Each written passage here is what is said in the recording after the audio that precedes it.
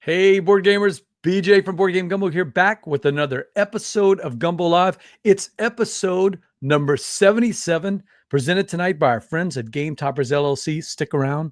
We're going to be announcing a contest with our friend from Berkey. Upgrade your gaming experience with Game Toppers LLC. Stay tuned for an exciting contest and news about their new Kickstarter, their Kickstarter 2.0. Gumbo Live, the #1 Facebook Live talk show dedicated to board gaming. Our special guest tonight, it's Christian Strain. Chris is back. He's the designer of Asking for Trobils. And man, do we have a lot to talk with him tonight. He's got some exciting news. I'm going to try to pry some other stuff from him. Let's see if we can do that. Board Game Gumbo is a member of Punchboard Media. Punchboard Media. Check out our other fine members like Gaming Rules. Paul Grogan works full-time as a freelancer in the board gaming industry. You've seen his awesome how-to play videos like Lisboa, Chris. Lisboa, one of my favorite games, and that's really where I learned to play it. He also does game development. He writes and edits rule books, and he hosts the Gaming Rules podcast. Check out Gaming Rules podcast and Punchboard Media, where we all bring something to the table. Hit us up on social media tonight, on Twitter at Board Game Gumbo, or on Facebook at facebook.com/BoardGameGumbo, and we'll be looking for your questions in the chat. But enough blather. Let's get right to our special guest, Chris Strain. Hey, man, welcome back to the show. Hey, how's it going? So, Chris. Love your backdrop. Yeah, I've got it right there, man. Asking for Troubles. You know I love that game. So, Chris, you know the elevator pitch. You deal with it all the time. Give the people who haven't seen you before the elevator pitch. Who is Christian Strain, and what the heck has he been up to lately? Yeah, so partner in Kraken Games. We made Asking for Trouble, Evil Intent years ago, and been working on some games that haven't quite been signed or put out yet. And then at the same time, I also work for Breaking Games as a developer / artist / Kickstarter campaign manager, many different things. And then I also do some work I was the art director for Gray Fox Games for Reavers of Midgard. So yeah, I get around the industry a bit. Chris, I don't know if you know, but I actually did a live playthrough of Reavers of Midgard at BGG Con. Yep. With my buddy Alex, and man, let me tell you, I liked the game. I ended up backing it after playing it that night. I loved it so much. Great. I actually think I saw you doing that, walking around, now that I remember. Yeah. Oh, okay. Yeah. I think I was carrying around all the equipment, and we did it late at night. We had to ask special permission from BGG to do it. We went all the way into the secret conclave area where all the bigwigs are, and they had to sign all these things and said, yeah, you can stay after hours in the vendor hall. Alex vouched for us, and we did it. We had some technical errors for the first half, so skip to the second half of the thing. We finally got the audio worked out. But, man, it's a really cool game with some pretty cool twists. Now, did you get to play it, or did you just do the art and the graphic stuff for it? I didn't do the art for it. I did the art direction, and I did the graphic design for it. So yeah, that's Mikoslav something, right? Miroslav. Yeah, I don't remember. Yeah, it's a tough name. It's a tough name. He's a great guy to work with, though. Yeah, so it was the first time ever working with that artist, but he was amazing. I mean, he just delivered. He did so much work for that. They got a lot of work out of him. It's great. Speaking of Great Fox, you might know this name, Jesse Segele, who is a director and does some of the video work for Great Fox Games. Now, Jesse, I don't remember if it's Reavers or Tsukiyumi. No, Tsukiyumi he didn't do because that was King Raccoon that had already done all the video work. But I know he's done a lot of the videos for Great Fox Games, and he is checking in. I'm trying to get Jesse. Have you ever seen his playthroughs? He always wears that cool beanie, and I'm gonna try to get him a Gumbo beanie so he can put it on the show. But Steve O'Rourke, who's helping us out, he's the producer of the show. He's checking in also. He says he's going to be the chat tonight, keeping things rolling. Chris, he's got a diabolical jambalaya for you tonight. So get your thinking cap on. Get your thinking cap on. And he'll also be giving out some information to the chat crew about our big contest that we're running with Game Toppers LLC. Hey, so you've played some games lately, I see, and some of them I played and some of them I'm just interested in. A special guest tonight, Chris Strain here on Gumbo Live, and I want to talk about a game that is getting a lot of press this week because it got a surprising nom for the Spiel des Jahres. Tell us about Wingspan, Chris. I don't know if it's that surprising. I mean, when I saw it, I just said, yep, that looks right. I mean, I'll tell you what, every time I saw the theme before ever playing. I thought, well, it's got to be a great game because the theme is birds and everybody's loving it.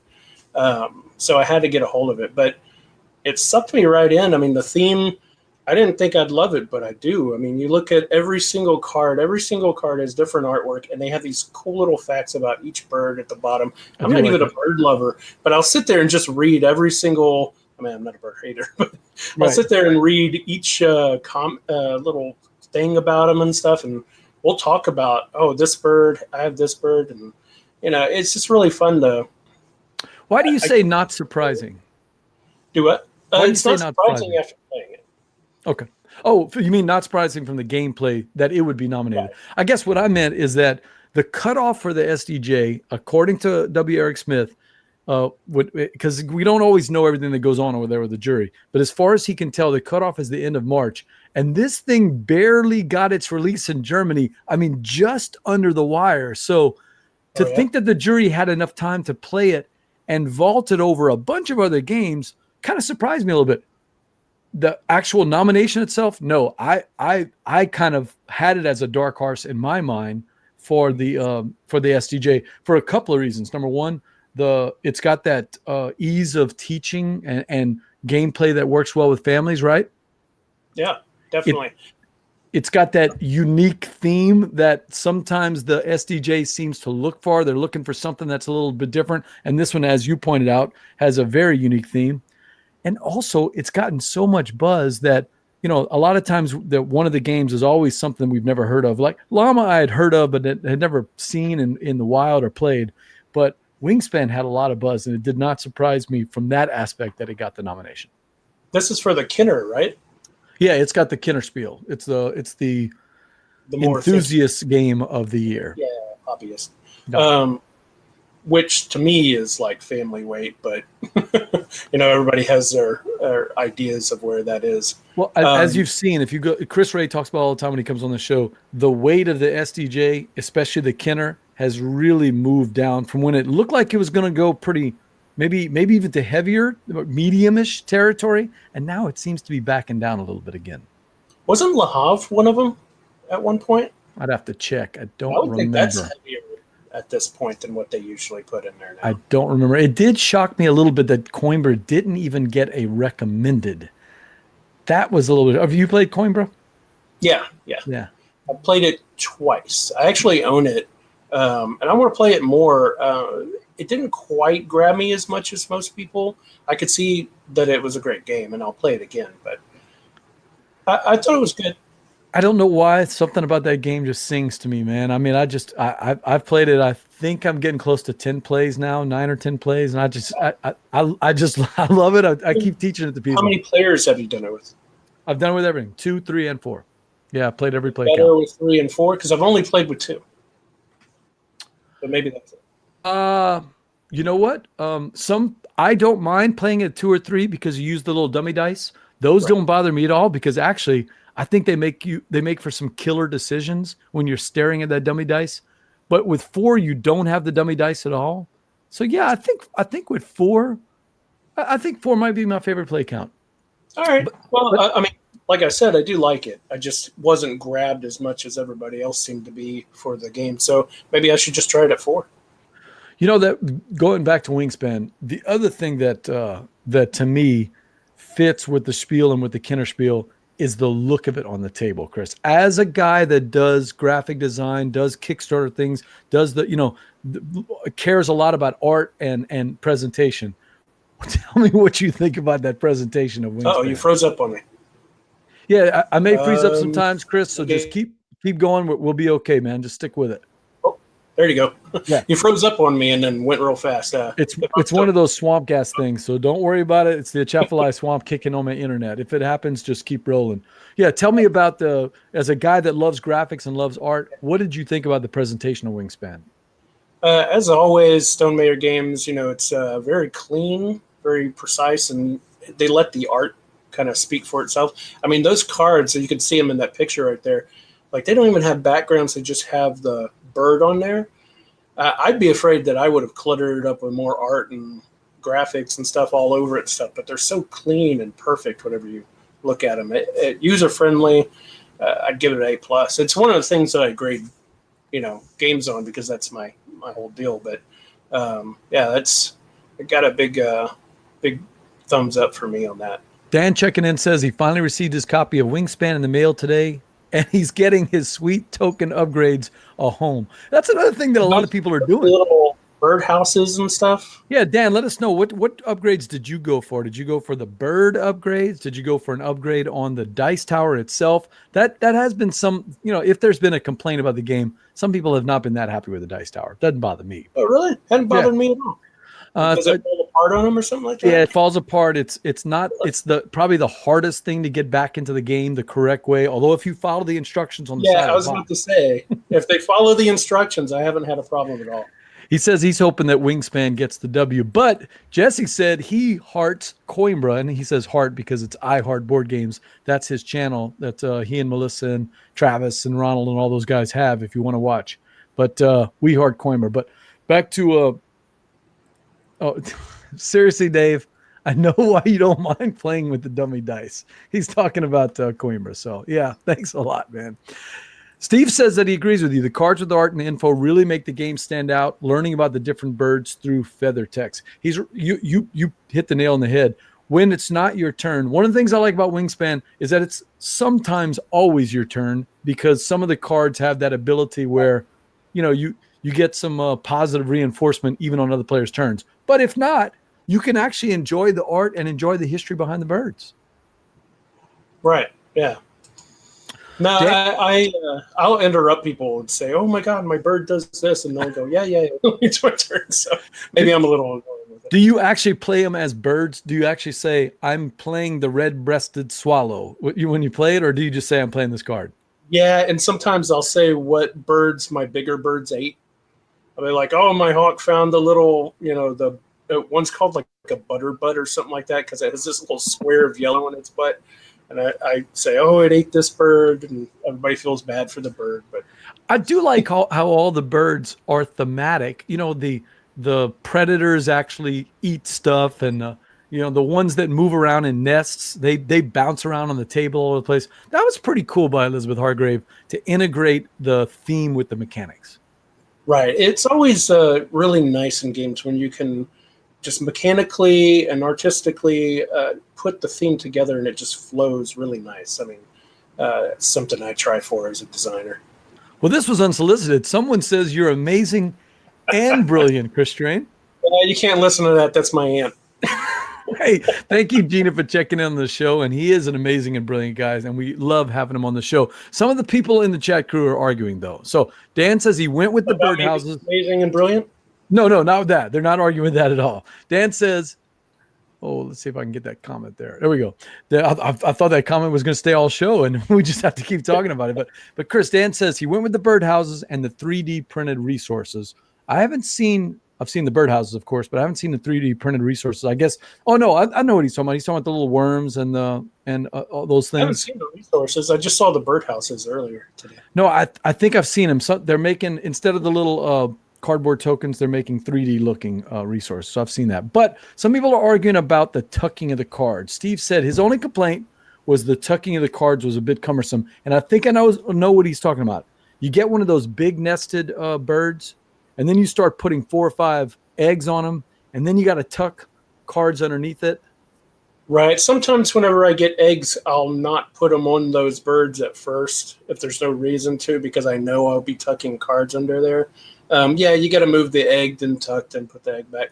It's not that big of a deal problem to me, but I could see where it might be a little annoying. How would you fix it? I don't know if I would. I think I would have gone with what they did, because the only other option is to be putting eggs elsewhere instead of the bird, and that seems more confusing. There's not a ton of them. That I've even played certain games where I don't have any that tuck cards. I tend to go for the birds with the tuck, and I don't know why. I don't know if it's the cost to put them out. It's just attractive to me in the efficiency part of the game. But I've gotten used to it now, and it doesn't bother me anymore. But I remember the very first game, I was like, man, I keep messing up these eggs when I'm tucking the cards. One thing that I did find out, everybody asks me whenever I teach the game, oh, look at the colors of the eggs. Does that mean that they're going to expand it and the colors are going to mean something? But I don't know if you've heard, Jamie says no, that the expansions are not going to have anything to do with the colors of the eggs. He said Right. something about he was going for the look of the pastels rather than worrying more about color blindness, and they never could get colors that would fit the color scheme they wanted that would still, work with color blindness. I was actually pleased whenever I read that in the rule book that the colors didn't have anything. It's just aesthetic. I mean, because I just like the look of it. You could have gone real boring with one color, or could have tried to shove a mechanic in there to have the different colors. But no, I agree. I think it's great to have all those different colors on your board. So is that your personal favorite for the for the KDJ, or do you have another Yeah. favorite out of three? I know that I've played all three of the Kenner ones. What were the other two? Do you have those up Oh, right now? shoot. I remember reading them earlier today. And I play, and I think I have all three of them. Oh man, let me see. I posted it today, and now I don't remember who the three are. However, Okay, I so haven't played any of the other ones. Just the three Kenner that were up there. so Werewords, Just One, and Llama were the SDJ, right? Right. I haven't played those. The only one I haven't played is Llama. And Steve might be able to help us out with this and tell us who are the other Kennerspiel. It's Wingspan and oh man, I'm just not remembering. And then I never know the children ones that pop up. I never even. I didn't actually recognize any of those at all. Yeah. And it's very rare that I actually recognize those, so that did not surprise me at all. So It's rare that I recognize more than maybe one or two in all of their lists. I was surprised that I saw all three, just because, I mean, they get so many more games over there in Germany, or at least so many different kinds of games.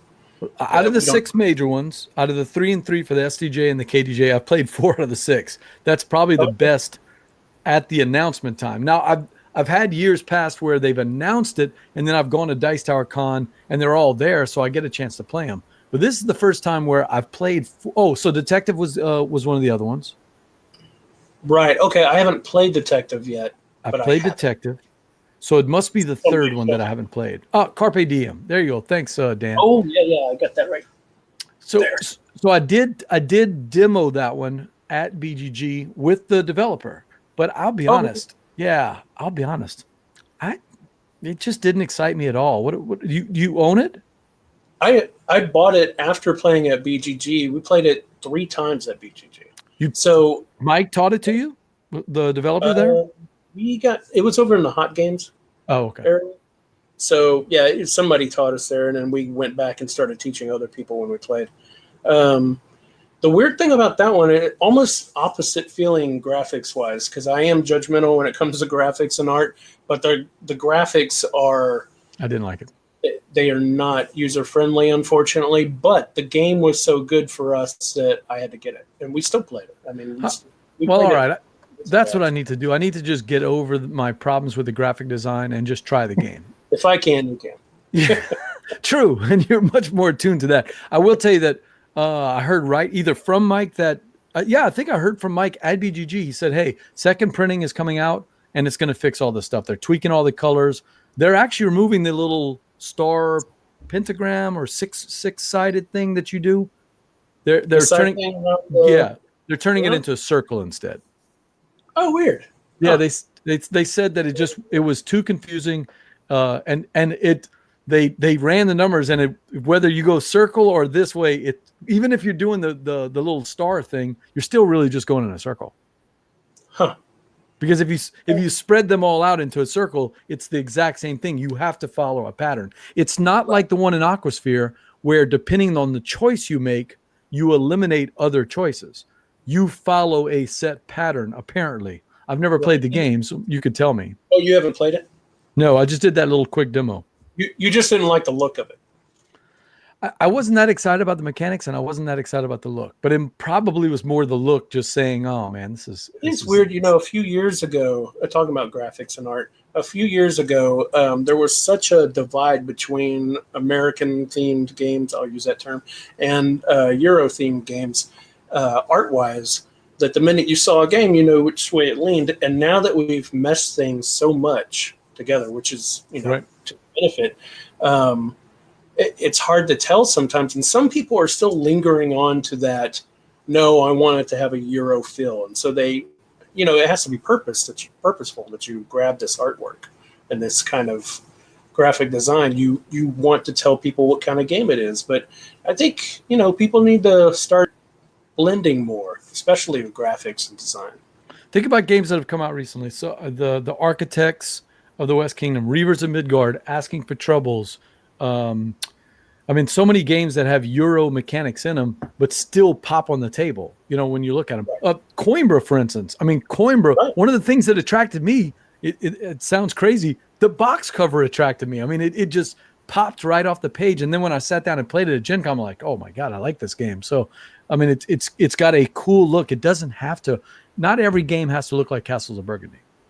Right. And it's okay if they do, but even, I think they're coming out with a new Castles of Burgundy, I think. They are. Or a different, even that artwork it's up there, Well, Wingspan, good nomination, I think. And I am I think I'd like to see Elizabeth get that one. And what a boost for Jamie also. And as an American publisher, although it'll be recognized as a German one because Feudalland was the one who, published it in Germany. But still, it's a notch under the belt for an American publisher who first came out with the game, if that can happen. BJ from Board Game Gumbo, I've got my guest Chris Strain here, and we're talking spiciest games we played recently. You've played one that I've seen at Gumbo Game Net once or twice, but I haven't got to try it yet, and that's the Epic Tiny game instead of Tiny Epic game. Right. Heroes of Land, Air, and Sea. And as far as I could tell, there's nothing tiny about this game at all.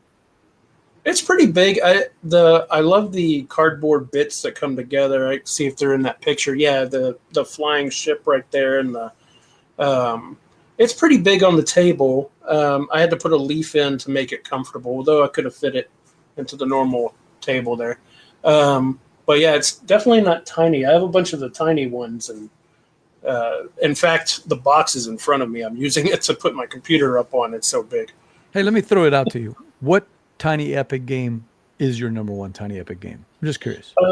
I'd say Tiny Epic Quest. Quest, okay. That's the one I like the most too. Oh yeah? But I haven't played Tiny Epic Galaxies, which everybody tells me I need to try. My second. Yeah. Galaxies is my second favorite. I played Western, and then I have Defenders and I have Kingdoms, but I haven't played those yet. I did not like Western. That's the only one I've played that I didn't like, and I've played it twice. I'm hoping that we're going to talk later on about a Western themed game that I might like better. Hopefully. Hey, there's Mick. There's Mick checking in. Mick Fitch says, a Houston guy. I am a Houston guy. Yep. Miklos and Starla Fitch are from Houston, and they do, Mick, I'm going to mess it up.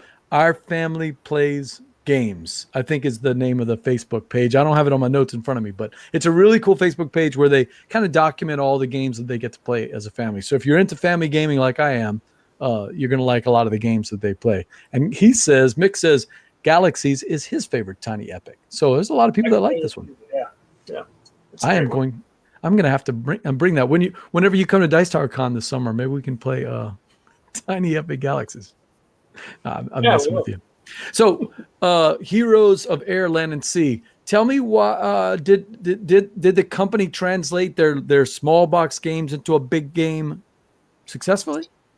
Yeah, you can definitely see the same design elements. They have the thing where I do an action and then other people can follow. Oh, I love that action. They split it up in a bit. They said one side, some of these actions, if you do it, people can follow. And some of these other actions, if you do it, you can follow. So you get to do it twice. So okay. it's really kind of visualize that. Let's see. So really powerful actions you could do twice instead of other people doing them. The most powerful actions are these four on the side that other people can follow. And then on the other side, there's there's 4 actions, but one of them's repeated, and it's basically like moving your armies around or flying or using your boats and stuff. So it helps you get around by doing it twice, and it's not.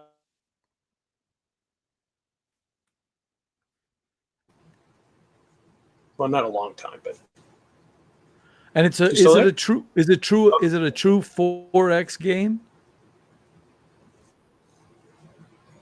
Sorry, BJ. Hey, Chris, you still there? Oh, there you go. Hey, Chris, I see you now. Hey, is it a true 4X game?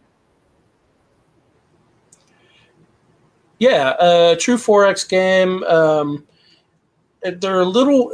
Every 4X game is a little weak on something. One of the X's for me. I think they're a little weak on the explore part, but that's usually the one that most games are weak on. It's go here and reveal a card or reveal a token that's there, and they count that as explore. For me, explore is the most interesting thing of the X games because I want to put the story to it and all, but I haven't seen a 4X game that really dives into the explore part more that I would like anyway. But they do have all 4Xs though. It's sure. I mean, just from these pictures and from what I saw at our game night, it looks like a table hog. We have one of those Warhammer type tables, where it's like a 5x5 or 4x4 or 6x6, something like that, where you can play miniature style games, and that's what we have to use to play this game. Yeah, it's pretty fun. I like the size of it. I think this kind of game you wanted that big. They could have, I guess, put it in those little tiny epic boxes, but I think they did themselves a service putting it in this giant one. I think it was Carlos at game night that said something like, the tagline should have been, "You've picked on us about our tiny epic games. We'll show you," something like that. We'll show you we can make a big game. So how do you rank it in terms of not necessarily numbers, but how does it fit into your favorite 4X games? Does it reach some of the top of those games? I'd say it's maybe in 65 to 70% of those kind of games. Yeah. Right now, probably my favorite would be the Empires of the Void from Red Raven. You have the first or second edition? The second one. Okay. I've still never played that one yet. You haven't played the second one? I haven't played either one of them. I think I've played all but about 3 of Red Raven's games, and I have not played that one. Really? I think I have all of Red Raven's games. I'm kind of looking at them right here. I just got to play the little Target exclusive one, Megaland, last week. It was cute. It was fun. I enjoyed it. Yeah. I mean, for the size and pricing, it all feels just right. Yeah, it feels like a $65 game. You'd be like, there needs to be more game here. But I think it's $35 on the shelf. It was like $12 at Walmart at Target last week. Well, then you definitely got a bargain. Yeah. Yeah, I didn't pick it up. Somebody else picked it up, but I think it's on sale for $12 at Target right now. You know what it reminded me of? When I was growing up, my dad would bring home games like Life and Payday and all these different games. That game right there is the kind of game my dad would have brought back because the rules are pretty simple. The push your luck aspect of Megaland is, it's so much fun with all of us just picking on each other. Who's gonna take it on the chin this time? And when it happened to you, it wasn't like a big killer. You weren't out of the game. You just, you got set back a little bit in the round. Yeah, it's kind of a gateway Red Raven game. So Mick says he's seen you and your brother at OwlCon. Yeah, I'm trying to look at the image here. It's small on my screen. I think I recognize him. Yeah, I didn't make it to OwlCon this year. It happens February. It's a local con here. Yeah, that's over at Rice University, and it's one that I've been wanting to go to. I just haven't been able to make it, but keep me posted because maybe one of these years you and I can go to OwlCon and we can play some games. And that is fun. I usually try to teach. Yeah, exactly. I'll be happy to. You tell me what games you guys need, and I'll teach a game, or you can teach me something. So that is Heroes of Air, Land, and Sea. Thumbs up from Chris Strain? Yeah, definitely. BJ from Board Game Gumbo. I've got my guest here, Chris Strain, and we're talking spiciest games we've played recently. And one of those is a game I have not played. I know it, but I haven't played it yet, and that is Civilization: A New Dawn. You've got a theme here where you like these big games. Tell me about Civilization. What's We need to live attracting you to close that one? to each other. We have a lot of non-crossover games we need to teach and play with each other. I know, I Um, love Euro games, and you've got these bigger games you would like our game group from that aspect. Dustin is a huge big game guy. That's what he wants to play every week. Doesn't want to mess with any filler games. Go for right for the big games. it's funny. Usually, whenever I go to my game group, I want to be on the table that's playing like 4 or 5 games a night, and there's one other table that's playing just one game that Right. night. But I think 2 weeks ago, I played this game. I've had it for a while, and I hadn't played it in a long time, but it doesn't take that long. Even with, I think I played it with 3 players. I mean, it's not like, have you played the Civilization board game that came before it? That I was did. really based off of the computer. Have you ever played a computer game? Yeah, I played Civ. So the board game that came before New Dawn, same people and everything, but Sid Meier's. But I mean, it did a great job of being that board, the computer game as a board game, but it was so epically long. Like it took care of everything, so you had to get rid of. I mean, you just had to spend a long time doing it. This really condenses it down. Those cards right there. Yeah. I mean, that's what you do on your turn. You pick one of those cards to do. You do it. End of turn, and it just goes by really fast. It's a really what you're saying is they have successfully translated the feeling of Civ. What, Civ 5 or Civ 4? What how close is it to one of those? 5. What's that? I think it's based off of 5. Yeah, 5? the characters, their images, I think those are off of 5. And they've successfully translated it to the tabletop.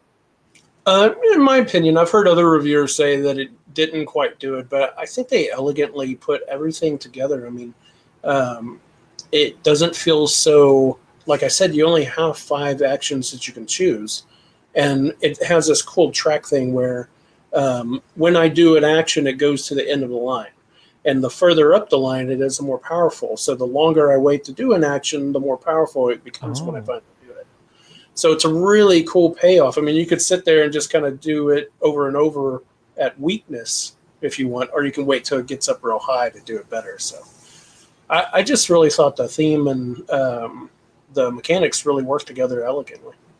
Oh, someone says it's based off Civ 5. Yeah, Mick says it is based off of Civ 5. I'm curious. I played Civ 5. The funny thing is that when it came to video games, that's the kind of games that I like to play. I like to play the Civilization games. For whatever reason, I just don't play them as much on the tabletop.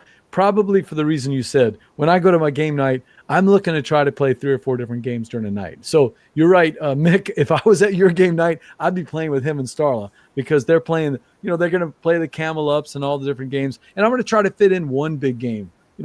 Recently it's been Coimbra, or last couple of weeks it's been Gintis that we've been fitting into the play group. So one nice little 90-minute Euro, and then the rest of the night I'm playing little 30 or 40-minute games. That's a perfect game night for me. But this Civilization of New Dawn, that would be like a Sunday or a Saturday afternoon game where you got 3 or 4 hours to kill.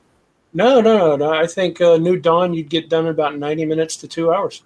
Oh, that's perfect. Oh, wow. That's what I'm saying. Is like it's elegant, it's sped up, it's fast. You get to spread out, make your civilization go up in technology, and you can win in several different paths to victory. It's really great. A shameless plug here. I mean, why not just play Rise of Tribes, right? Well, totally different feel, but yeah, Rise of Tribes is quicker actually. I think that's about 45 minutes average. Yeah, I think we've been playing in about 45 minutes to an hour with the teach, roughly. Right. Yeah. Like 4 players, 5 players. Yeah, I've never played at 5. Does it go to 5? I think it goes to 4. Yeah, I've played at 3 and I've played it at 4. I don't even know if it plays 2 or not. I have no idea. I've never tried it, but it does. Yeah. I've played at 3 and I've played at 4. And I'm assuming that Civilization New Dawn, like many of these type of games, has events during the game that kind of change the aspects of what's going on? Or is it more just card driven from your hand? Yeah, it doesn't have the random event thing that pops up and messes you up, but not other people and stuff like that. That's kind of a Euro feel to it, that there's very little randomness. I wasn't sure I was going to like that out of Rise of Tribes, and I grew to love the crazy events that happen. And oh my God, all of a sudden there's a volcano in the middle of the game, and you're trying to deal with it. Yeah, But they did a great job of making those events be big and I don't temporary, want to say cool, but yeah, but transient. at the same time, it doesn't just destroy one player by randomness. It gives opportunity. A mammoth shows up. Anybody can go after that mammoth and either hunt it or tame it or whatever they want. Stuff like that. So, Civilization: A New Dawn. What is it geared toward? Is it something that we can teach to newer gamers, or you're gonna need a little bit of an experience level to jump into that game? Wait, what is the term for the game that's right after Gateways? Gateway Plus. Yeah, I'd say Gateway Plus. If they're interested in that kind of thing, it'd be real easy to pull them that way. Yeah. At the end of the night, if we're going to do a Civ game, and it's not a true Civ game, but for some reason that's what we like to pull out. We pull out Flow of History because we can teach it in 5 minutes. Right there. Yeah, you got it right there. Yeah, we teach it in Right. 5 minutes and we play it. Now we've played it so often though, it's almost like a meta game. We all know what each person is going. Oh yeah, Kent's always going for red. Bradley's looking to try to. I forget the name of it, the little income thing where you get all the little symbols and you try to get income every time. So by the end of the game, he's actually getting paid to play cards. Yeah. I found that game to be a little more combative than I thought it would be. Oh, it's so cutthroat. Yeah, it is. But if you've played his other game, Ponzi Scheme, you can. Yeah, you have. I haven't. Oh, okay. Jesse Lee has got to be. That's the only 2 games I've played, so I don't know about his other designs. Although he's got a new one coming up, new to us, new to America. Dragon's Interest that's out on Kickstarter right now with Tasty Minstrel. But it seems to be his flavor, where there's these really cutthroat decisions. And man, I've seen some pretty hard feelings after playing the Flow of History. I mean, it can get really cutthroat during that game. Yeah, it can. I didn't realize it was going to be that cutthroat, and I introduced it to some people for the first time, me playing it as well. Like I just learned it and then took it somewhere, and I introduced it to some people that do not like cutthroat games. And just a little bit into it, I was like, "Ooh, I can do that to them. They're not going to like this game." So I took it easy my first game, just because of that. I usually like to tell people, oh, this is going to be cutthroat, and let them decide. But I played it with the guys from iHeart Board Games and at Southern Board Game Fest last year in 2018, and we had a nice kind of friendly game where no one really was that cutthroat in cutting each other's cards. But most of the time with the Gumbo gamers, it's every man for himself. No one ever just buys a card. It's always people just cutting you and cutting you and cutting you and stealing cards from you half the time. I mean, there is some investment, but most of the time it's people cutting cards for you. So Civilization, how's the player interaction in Civilization: A New Dawn? So I mean, it depends on what you want to do. You can just sit there and kind of trade with each other and benefit from each other's presence, or you can start fighting each other. For the last game I played, I was actually further away from everybody else, and they were trading with each other and getting all these goods and stuff.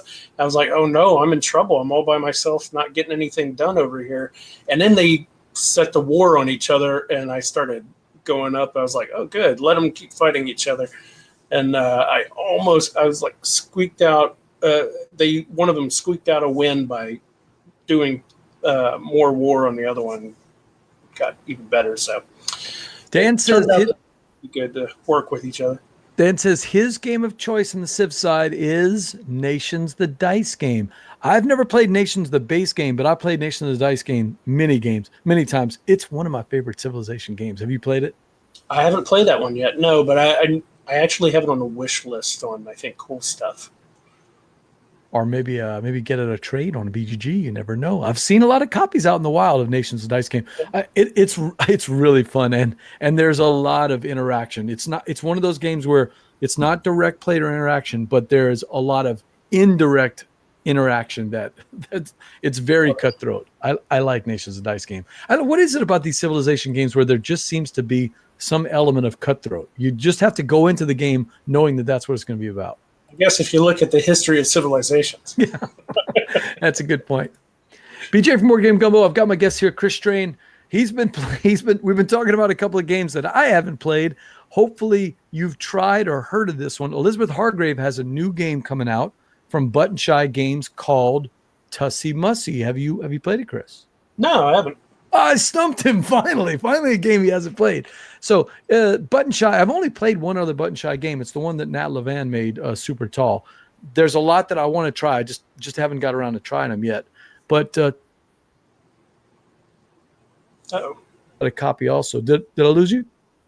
You froze for a little bit. Yeah, it's gonna happen. Just roll with the flow with the swamp gas here. So, Tussie Mussy. I'm always amazed at how designers can take that 18 card challenge that Button Shy has and still make a deep game out of it. How did Elizabeth do that? She took 18 cards and they all have kind of the same flavor of art from Wingspan. It's a beautiful picture of a flower and very simple text on the bottom. And again, this is not final artwork. This is just a prototype that Jason sent me from Button Shy. But in only 18 cards, she took one of my favorite mechanics, the I split you choose mechanic, and she devolved it into 18 cards. Basically, you're drafting or you're, to be thematically correct, you're offering two flowers, one of which is known and one of which is hidden. And you look at the one that's known, you don't know what's on the other side of the hidden one, and you got to say, is the person offering me a really cool card because they want to keep the one that's hidden? Or are they tempting me with this card, but really I'm going to go for the hidden one and it's a bad card because I didn't really want the first one?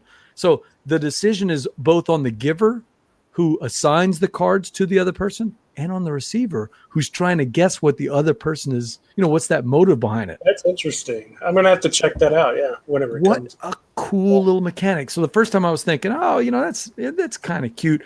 Then we played it, and we played it over 3 rounds, just like she suggested. And by the 3rd round, we're just staring at each other, going, "Why did you put this card down? I know what you're up to."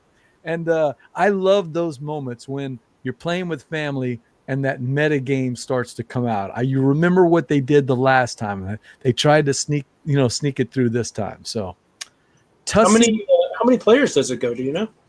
As far as I remember, 4. Okay. I've only played it at 2 and 3, but as far as I remember, it's 4. It does not take long. You're only drafting 4 cards per person. So right. That doesn't take long at all. Here's 2, here's 2, here's 2. You do that 3 times, and then everybody, or whatever it is, 4 times, and then everybody has 4 cards. You flip over all the cards, count up the points. The ones that you had hidden are in one stack, and the ones that you had that were face up or in another stack. One's called the bouquet, one's called the keepsake. And they score a little differently depending on which row they're in. But the game is essentially offering 2 cards and try to sneak cards by whenever you talk to people and get the one you really want back, whether that's the face up one or the hidden one. Little bit of poker in there. So yeah, it sounds really cool. I'm going to check it out. And that is Tussie Mussy, an 18-card game coming out on Kickstarter from Button Shy and Wingspan designer Elizabeth Hargrave. BJ from Board Game Gumbo, I've got my guest here, Chris Strain, and we're talking some of the spiciest games out there. This is one that is not an 18-card game, Chris, and that is Hellboy. Hey, I know the IP, but I've never read the comics or played the game. What is Hellboy and who's it geared for? So what is the theme of Hellboy? Is that what you're... No. What's the game about? Oh, the game. And who's it geared for?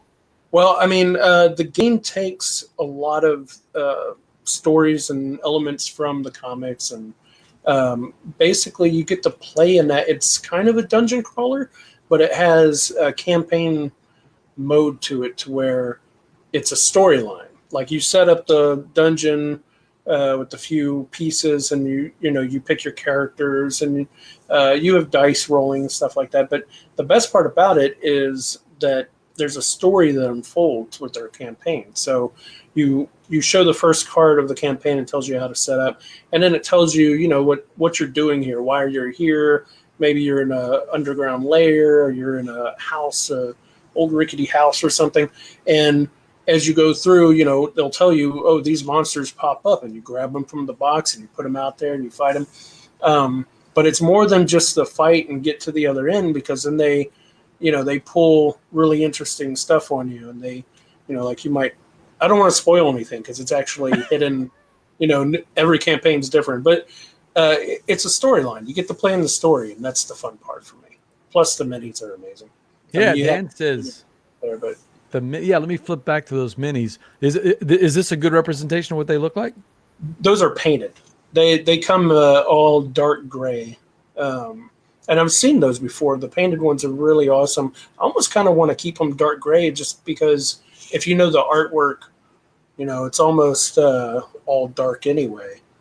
So Jambalaya says they've got case files and an investigation mechanic. What's he talking about there on the investigation mechanic? Oh, right. So you can come across clues that'll be populated throughout it, and you can do an investigative skill on it. And when you get that, they'll give you certain tokens. I forget what they're called, insight tokens. And whenever the monster's revealed or the end game kind of pops up, then they'll tell you those insight tokens you got, they're good for this. But it's always different. You never know exactly. So it's kind of like the clues that you got along the way are going to help you at the end. Are they always good, or is there a downside to collecting those insight tokens? Yeah, I haven't done all of the campaigns yet. I've only done 2 so far. So, 2 and one of them twice so far. But they've been good for me. I think it'd be a weird twist to make them evil on you, but yeah. That would be kind of weird. It's how much campaign is there? It seems like lately we've been seeing these Kickstarter projects like Batman or Gloomhaven where they're giving you 50 or 60 hours of content. Is Hellboy that long of content, you think? There were a lot of expansions that came with the Kickstarter that I didn't end up getting just because at some point I have to stop paying money for one game. I like variety, I guess, more than... You're not a completionist. I am. It hurt not to get the other ones. But it would hurt the wallet a little bit more. I think it would end up being like $200-something if I got everything. That might not be the case. Close to it, I bet, though. I like what Jambalaya is saying. It's got a doomsday track that applies pressure to your choices. Anytime you've got that mechanic in a game where that clock is just tick, tick, ticking, Right. I mean, you can take time anytime you want, and it helps you like reload your weapons and get healthier and stuff like that. But when you do that, it makes that doomsday track go up more. Certain decisions you do makes it go up. There's a doom, kind of like if you ever played Arkham Horror, you know how they have that Mythos card at the end? Sure. They have the same thing here. It's not Mythos, but it's Doom, I think it's called. And sometimes that'll make it go up. And that is Hellboy. It's out in retail now? I think so, yeah. Yeah, I've seen it out on retail, on online shops anyway. BJ from Board Game Gumbo. We got my guest, Chris Strain, coming in. Chris, you've done a lot of the art direction for different games, and one of those we talked a little bit about earlier, Reavers of Midgard. You got any news you can share on what's going on with Reavers? No, nothing outside the updates that were going out from Gray Fox already. I mean, I know that the printer's got all the artwork and everything, so they're working on it. Yeah. Yeah, I've been getting some updates recently. That's a picture of from BGG Con when Alex had set up the booth over there. That was a prototype version, of course, and I've seen the artwork that that the guy that's doing the actual art has done. And every new post that the Gray Fox shows, it just seems like the art gets better and better and better. Oh yeah, this guy has a really great eye for artwork. He always gave me dynamic sketches to choose from and stuff. He was really great to work with.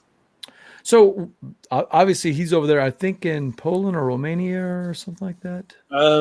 Eastern Europe. I want to say Ukraine. Ukraine. How does that work? How do you guys collaborate together? Are y'all doing Skype sessions? Or are you doing just email? No, just email. Luckily, he speaks my language because I don't speak his. Yeah. But no, very easy to work with. One of the easiest to work with artists I've managed in a long time, actually. It's he was always on time, got things done quickly and beautifully. So.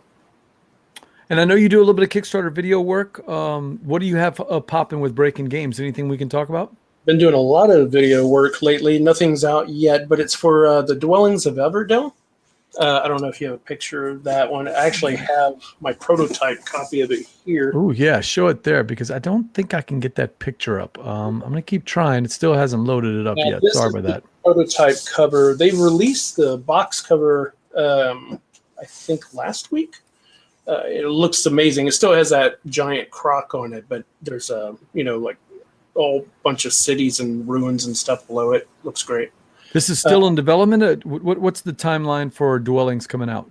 It's the Kickstarter is in June. I want to Okay. say it's a few days after Origins when we get back from Origins. So, Are you going to be working on the Kickstarter? Wednesday after Origins, which Wednesday is after Origins. trying to Right remember. during that summertime between conventions, people are excited about games. So hopefully that's a good time for you guys with Dwellings. Yeah, it's going to be. They've announced it, so I'm not giving away anything here. Yeah, I think it's sure. a night. June 19th. I think so. I'm going to be in trouble if not.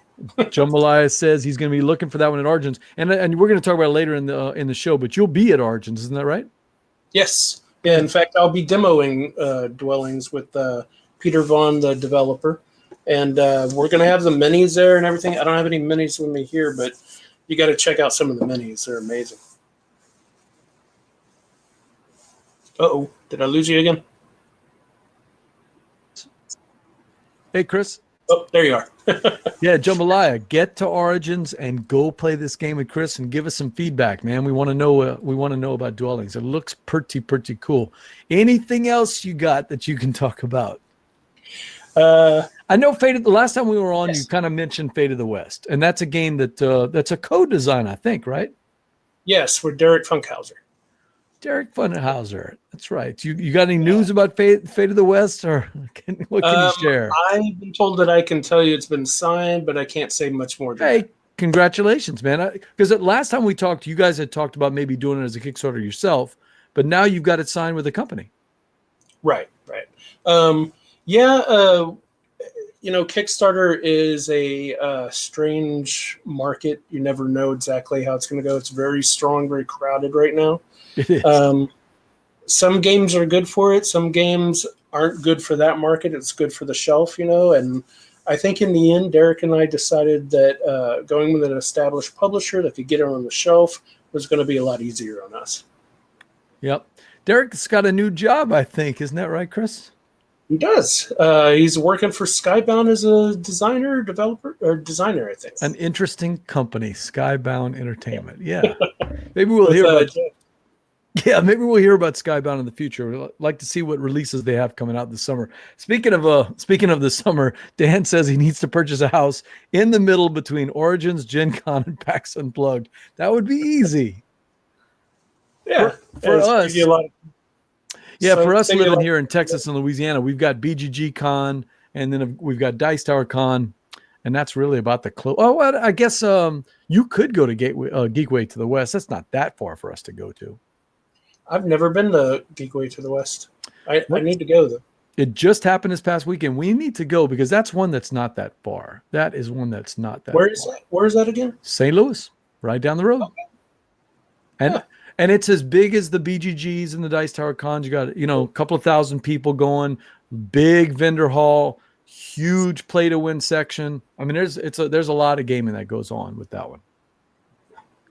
All right. So, it's a board game show, right, Chris? Yep. I've heard. We got to play a game. Jambalaya. Okay. You've been. I gotta say, you always talk me up on these things whenever I'm in the chat. You always say, "Oh, he's gonna destroy you" and stuff, and then I do so poorly when you do that to me. I feel so bad. Only when I talk you up. When I don't say anything, you're in there just get it. I need to be quiet and just let you do your magic. Bad. Wait. Oh, that's right, Dan. I did promise Dan I would ask you and put you on the spot. Any word on those pesky troublemakers asking for Trobils 2, or at least maybe some expansions? Something, Chris.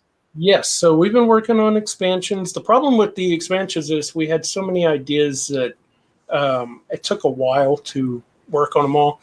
And we may end up, we're still working out the numbers, but we may end up making small chunks of expansions that you can pick and choose. smaller, Oh, I like easier. that. Yeah. So one of those, I can definitely tell you this because the original game will tell you this. When you punch the ship boards out of the original game, there's an eighth ship, and the game plays 2 to 7 players. So people have asked me, why is there an eighth ship card but not minis for it? And that's because one of the expansions is going to have those minis. You'll be able to the eight players will have the extra components and stuff, but it'll also come with some extra stuff to make it a true expansion. I think I know the answer to this, but I'm going to ask you anyway because I don't remember. I got in my game a little clear plastic ship, and I don't remember what that was for. You got a promo ship. I actually have a bunch of them. Yeah, I have all of them right. I remember now. That's it. I remember now. I demoed the game for Envoy, and in addition to the game, we got those little plastic ships. Yeah, so we have these. Oops, dropped it. We have these fun little plastic see-through ships at the conventions. If you come to the Breaking Games booth, sometimes we have them, sometimes we don't. It depends on if they remember to bring them. The only one I got was the one that sort of looks like the Starship Enterprise a little bit. Okay, I call that one the Venture. These all have actual names that I've never printed or told anybody, but they all have names. Okay. So I call that one the Venture. Not the Enterprise, the Venture. Yeah, the Venture. So there's just modular expansions like little box type things that can be added with people want to add.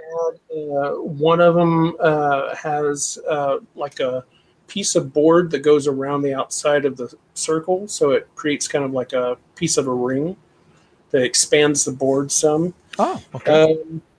And we might have some extra stuff in there that I can't talk about. Okay. Well, I do like those things. For instance, one of my favorite games is Colt Express, and I'm pointing at it because it's out of the shot right now. But up there is the Marshall and Stagecoach, and I also have the little Back to the Future one. Yeah, the DeLorean one. And I like adding just the Marshall or just the Stagecoach or just the DeLorean to it.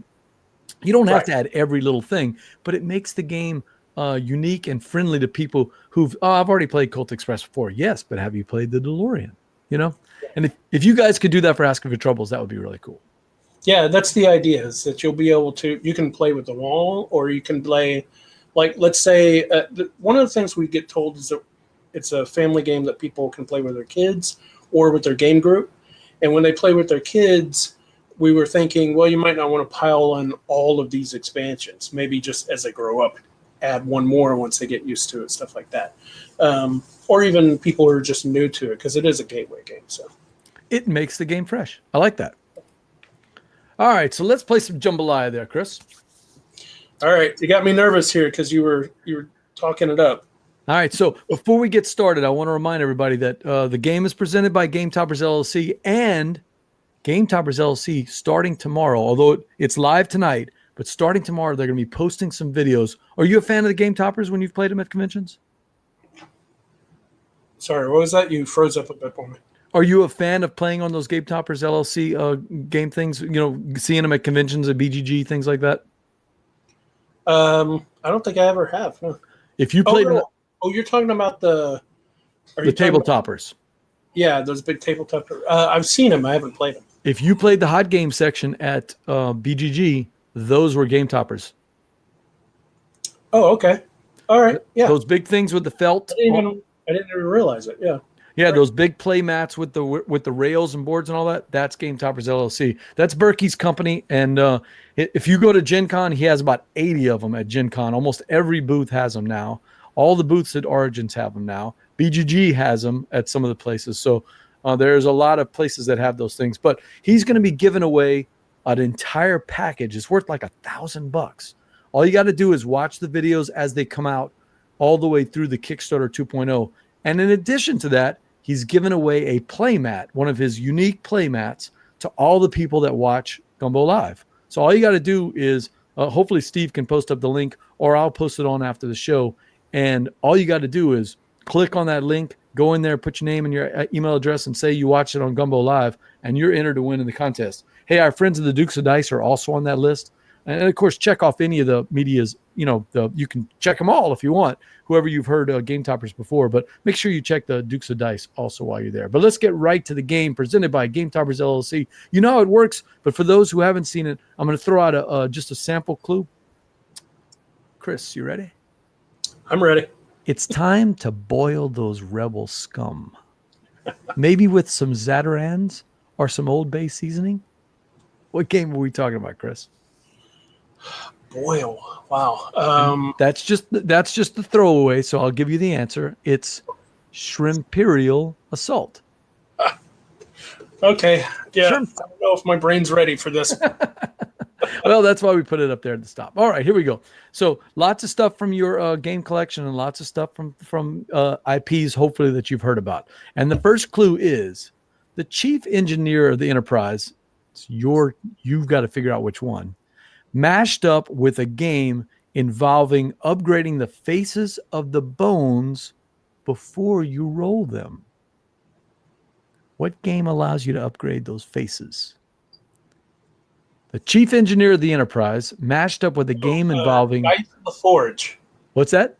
Dice LaForge. Dice LaForge. What was his first name? Jordy. Jordy LaDice Forge. That's right. Okay. Good job, Chris. I figured you'd get some of these, man. So Well, you only had 2 engineers to go with, so. Keeping with the theme, the best captain in the Star Trek universe, well, I guess in Steve's opinion, the best captain in the Star Trek universe really lets loose and gets filthy in this adult version of Apples to Apples. Kirk against humanity? No. Picard's against humanity. Cards against humanity. I had the wrong captain. That O'Rourke, he's a clever guy. The name father, Picard's against humanity. I thought that was pretty clever. Nicely done, Steve. I like that one. Sometimes you guys don't like my clues, and the next one is one of mine. So we'll see if you guys like this one. This very popular worker placement game has the Avengers going back in time, this time, Chris, to undo a terrible mistake Tony made while putting up a wall around the Love Hut. He put a wall around the Love Hut. He's got to fix that. Go back in time, Tony Stark.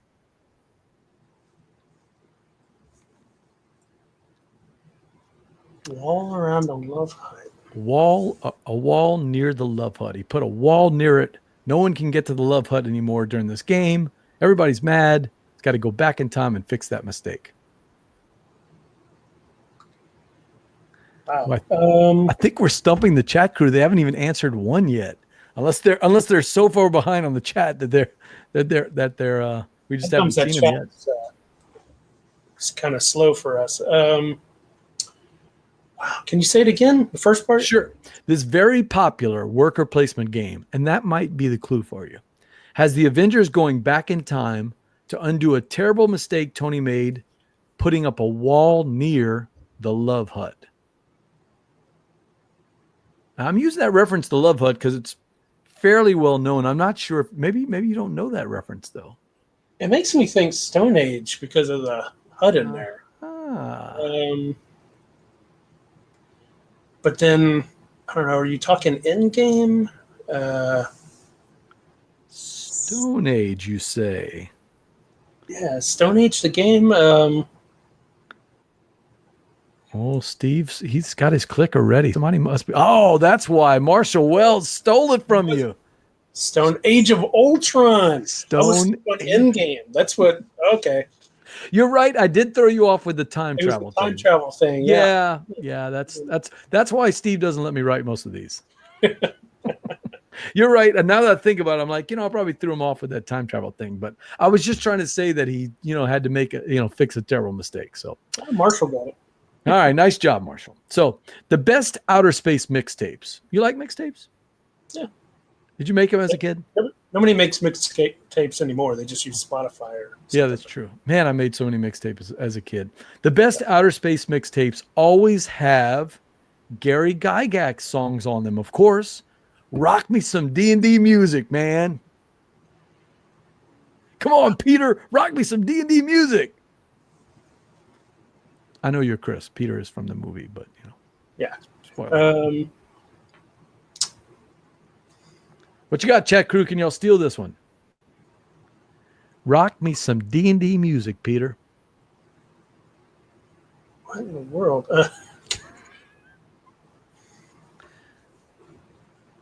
Yeah, I mean, you're talking about Guardians of the Galaxy. Yeah, who's Peter, man? Who are we talking about there?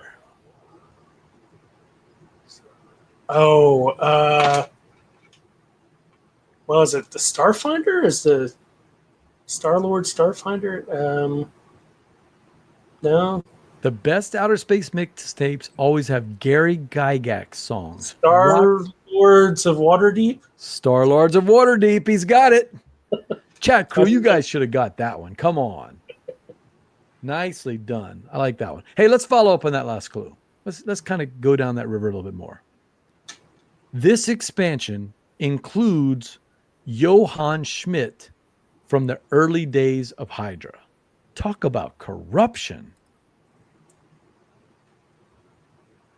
Looks like Kevin snuck it in there right before you there, Chris. But I still give you credit for it because I heard you say it before he did. So,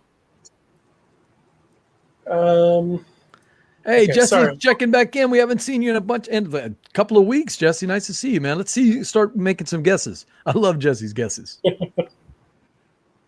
Okay, sorry. Say that again. Early days of Hydra, Johann Schmidt. This expansion to the game before.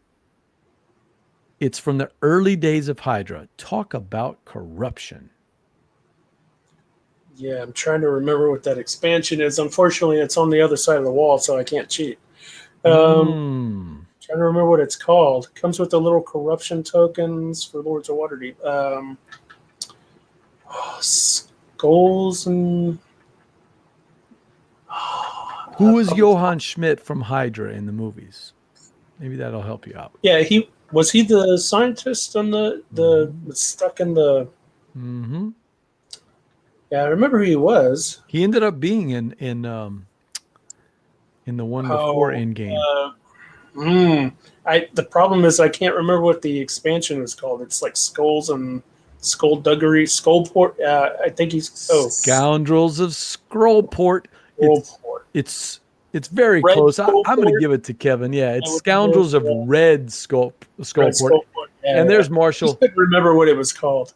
Yeah, Marshall will give you the credit for it. Kevin was close. Scoundrels of Red Skullport. Skullport is funny, though. I like that. It would have been funny. Hey, one of the most successful war games of all times. Did you know they have a new one coming out, a new version of it? Did you know that, Chris? It pits Mantis versus her best friend in the Avengers for dominance of all of Europe. Oh, wow. If you go with the clue on Mantis, it's going to be easier for you. Okay, so... Unless you know what game we're talking about already. One of the most successful war games of all time. Dominance of all of Europe. But it pits Mantis versus her best friend from the Avengers. I'm guessing that's Drax. I like where you're thinking, man. Game I'm not so sure about. Of Draxus and Allies? Draxus and Allies. Very good. Very good. I was going with Glory to Rome in my head. I couldn't quite get to Axis and Allies. Okay. Draxus and Allies. Excellent. Marshall is apparently on it also. The chat crew is they're apparently way behind us tonight. We're having all kind of internet problems here, but apparently he did that. He's in there too. All right. So I'm going to give Chris on that one. That was Draxus and Allies. Hey, Chris, if S.H.I.E.L.D., you know who S.H.I.E.L.D. is? Yeah. Yeah. If they were to stop fighting Hydra and instead just hunt the king of the undead, what game would we have?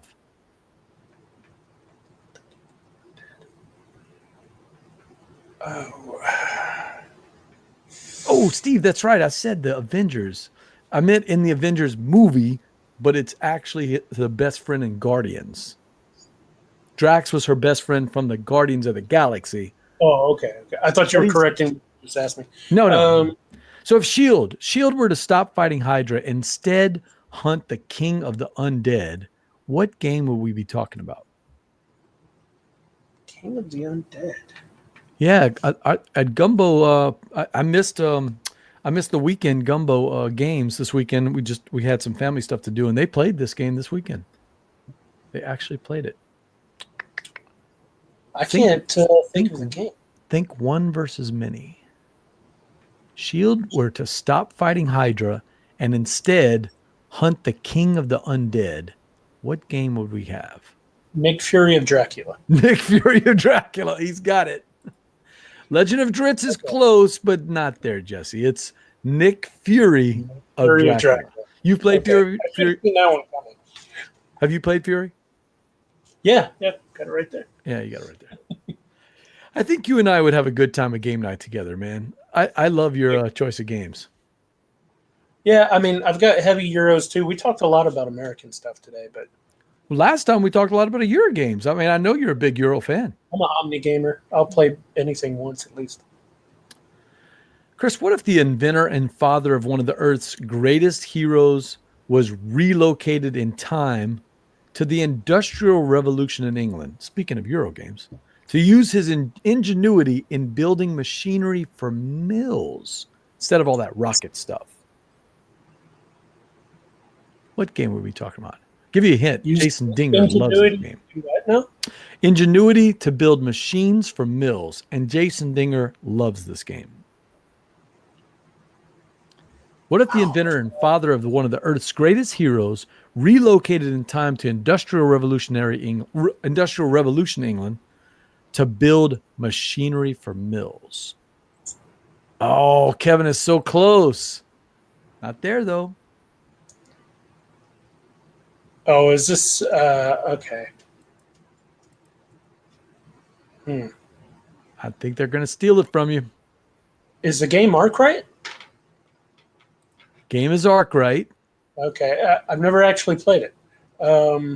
So yeah, you got to give it to Kevin if it gets there because I wouldn't have gotten that game. Do you own Arkwright? No, I don't. No, okay. Never played it. I've heard you talk about it before, actually. I haven't played it. It's one of Jason. Jason loves. Maybe it was on a different jambalaya. Oh yeah, we've used Arkwright a couple of times. It works with a bunch of different words, you know. So yeah, is it not Tony? I was thinking it was Tony too. The father of Tony. The clue was the father, the inventor and father of one of the Earth's greatest heroes. That was Howard. That was Howard Starkwright. Howard Starkwright. You can't give that to me. Yeah, that's a Chris and Kevin clue together, you think? Yeah, that was cooperative. All right, that's a good one. All right, we've got a couple left. Here we go. All right, have you seen Avengers Endgame? If not, I'll need you to close your ears. Have I seen what? Have you seen Avengers Endgame yet? Yes. Okay, so you don't have to close your ears. But for all of those who have not seen Avengers Endgame, we got a spoiler here, a minor spoiler, so close your ears. During the time travel sequence, you remember Black Widow, right? Yeah. She snuck off from the others to revisit the ancient civilization of this Carl Juddick classic. Steve, this one came too close to the other one.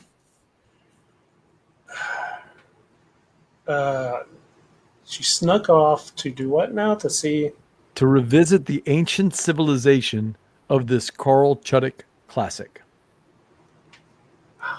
We did Sharkrite. Remember Steve with Carla Kopp? We did Sharkrite.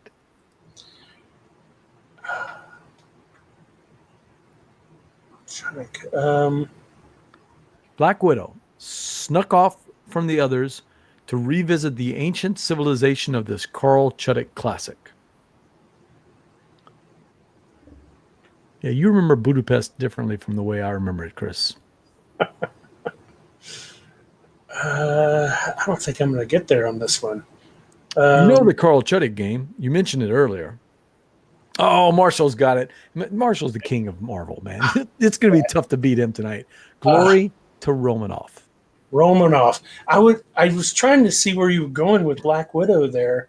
Yeah, good one, Marshall.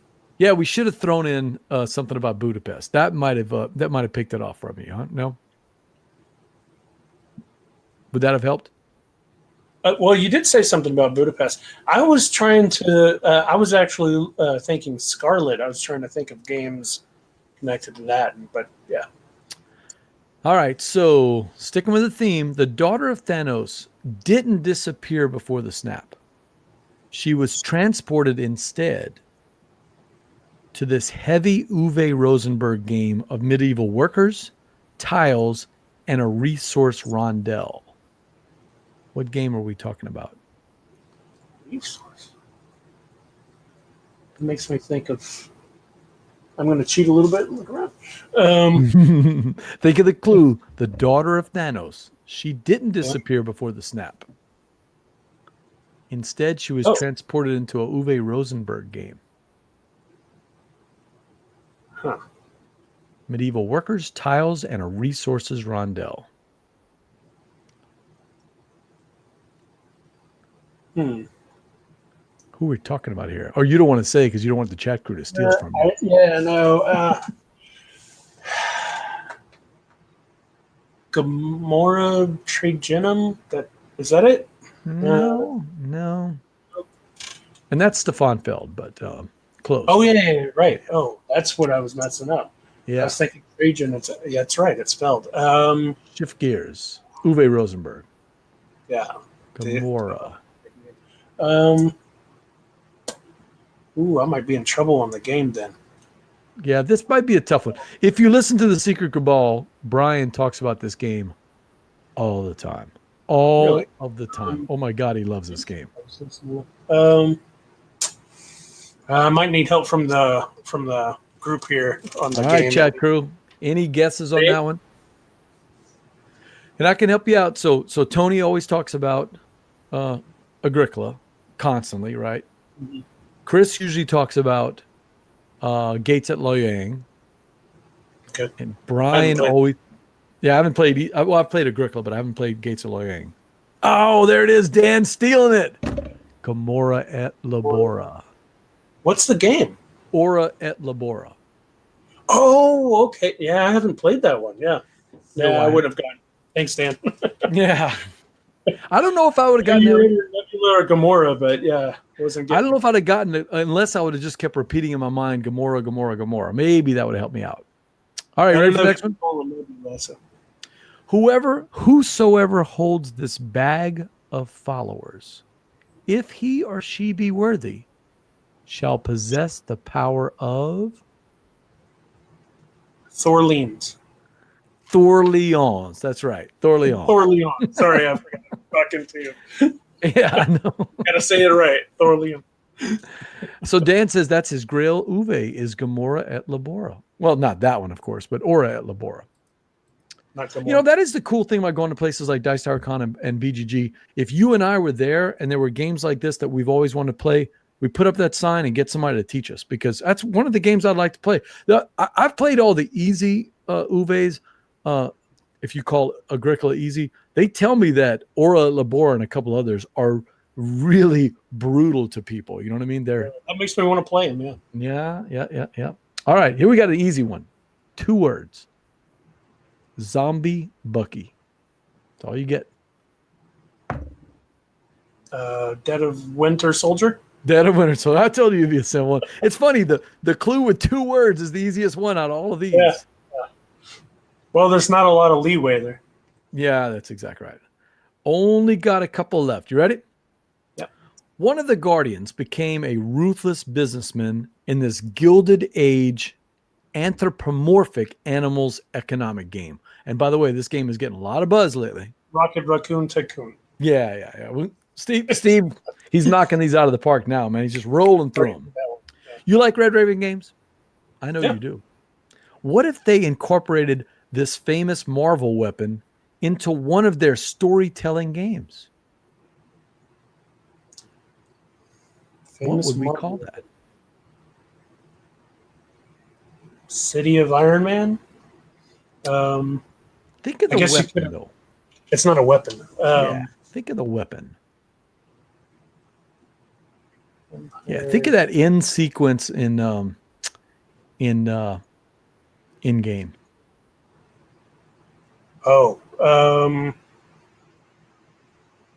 I can never remember the name of it. So hopefully you're more of a Marvel fan than I am, because I can never remember the name of I this. know the name of it, but I don't know a game, which is weird because I have all of them around me, so I have no All right. no excuse. All right. So let me give it to you this way. What if they incorporated that weapon into one of their storytelling exploration choose your adventure games? Yeah, I guess it's not Stormbringer you're talking about, right? Or Storm? No, it's Mjolnir and Thor. Oh, okay. Yeah. More. Marshall's It's bringing the heat. pronunciation was throwing me off. Marshall's got 1, 2, Mjolnir and 3 Thor. of them, 4 of them tonight. It's Wow. probably beat me today, yeah. You're still in the lead. You're still in the lead, but man, he's cutting it close. That's All just right. because we get the text late. That's all. Yeah, that's true. Last one. You ready for it? Yep. What if Red Raven Games designed a push your luck game about the farmer owner of the only ship that can make the Kessel Run in 12 parsecs? Mega Lando Calrissian. Yeah, that's it. That That is it. That's a good one to go out on. That is an excellent one to go out on. Chris, you destroyed it as I predicted. You got 1, 2, 3, 4, 5, 6, 7, and a couple of half points. So Yeah, I've been in that chat. That chat gets it sometimes sooner than we see it. So they do. They do. Yeah, Marshall says, "Can you tell I like the MCU?" Yeah, Marshall, we know, man. You did really well. You and Dan kept up with the competing. And look, anytime you guys can keep Kevin to 1 or 2 during the game, that's really good, because Kevin has been the superstar of this of Jambalaya lately. He's been really knocking it out of the park. It makes it harder to win. That's what I'm going to do. I'm going to start talking up Kevin every time and make it hard. Yeah, so don't forget about that Game Toppers LLC contest. The game sponsored or presented by Game Toppers LLC. And all you got to do is click on the link that Steve posted. Click on that. Check off, put your name and email address on that, and you got a chance of winning a free playmat. And if you watch the videos and look at all the clues, Eric Summerer is going to be doing this whole Sherlock Holmes mystery thing. And at the end, I think it's around the Kickstarter. It's either the Kickstarter or the Gen Con. I just don't remember in front of me. They're going to be announcing the big winner of this $1,000 special package. So it's going to be pretty good. Kevin says, please, no, we are. That's the tradition. We got to talk the winner up and see what happens. And he says, Steve reminded you, competing with Elizabeth for tops on Jambalaya. Elizabeth knocked it out of the park, man. She really hit a lot of those. So, well, all right. Tell us about your con travels. Where are you heading to this year? Heading to Origins is the next one. Might be a Gen Con, but definitely come find us at Origins. Find the Breaking Games booth so that you can check out the Dwellings of Elderville. We're going to have amazing minis. It's a great game. It's very Euro. You'll like it. I'd like to try it. So I won't make Origins, but hopefully I will catch it at some point. Hopefully Peter will be there at Gen Con, right? Yeah. Definitely. I will try to pass by the booth and see Peter then. Well played, Chris, except for Kirk over Picard. I was trying to guess what his favorite captain was. I wasn't necessarily saying who mine was. You were doing the mind game there. All right, board gamers, that's it for another episode of Gumbo Live. I want to thank Christian Strain, the designer of Asking for Troubles, for coming back in. You gave us a little bit of Gumbo scoop. That always makes me happy. Good luck with all the projects that are coming out. How can they best reach you if they have any questions about Asking for Troubles or any of the other games that you've worked on? Facebook or my website's down right now. So Facebook would be the best way. Obviously, they can use Facebook. They're looking at it right now. Christian Strain it's Chris Strain on Facebook. Right. And are you on Twitter? Because you used to be at Kraken Games on Twitter, but I don't know what you're doing Twitter. now. I don't get on there as much. I've kind of moved over to Instagram a little bit more, but I'm on Facebook every day. I'm on Twitter every other day probably, and then Instagram every day. So you can definitely find me out there. Also look for Kraken Games. Where are you on Instagram? It should be under my name. Okay. You'd be connected to the Facebook account, actually. Make sure to like our Facebook page, facebook.com/BoardGameGumbo. It helps us get the word out about all of our upcoming guests and shows, including next week, Chris. Mandy Hutchinson from the Dice Tower is coming. It's going to be on a special night. She can't do Tuesday nights because of her Dice Tower stuff that she has to do, but she's going to be coming with us on a Thursday night episode next week. Mandy Hutchinson from the Dice Tower. If you've never met her, she is exactly like she appears on TV. She is full of life, full of energy. I can't wait to visit with her again. She's never been on the show, but it's gonna be fun to talk with her. I think she's gonna be a high energy guest, and we're gonna have some fun. So, I'm BJ from Board Game Gumbo, and until next time, Chris, laissez le bon temps rouler, man. Let the good times roll.